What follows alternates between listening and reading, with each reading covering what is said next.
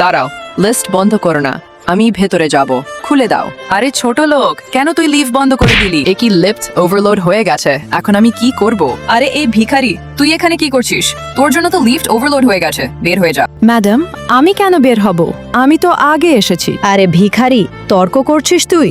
দেখছিস না leave overload হয়ে গেছে, বের হয়ে যায় এখান থেকে। দাঁড়াও, তুমি এই মেয়ের সাথে এরকম আচরণ করতে পারো না। আরে এই ভিখারি, এখান থেকে তোকেও বের করে দিব। তুমি হয়তো জানো না তুমি কার সাথে কথা বলছো। আরে এই ভিখারি, তুই হয়তো জানিস না, আমি হলাম এই কোম্পানির ম্যানেজার। তোদের সবার চাকরি আমি 1 সেকেন্ডের ভেতর খেয়ে দিতে পারি, বুঝতে পারছিস?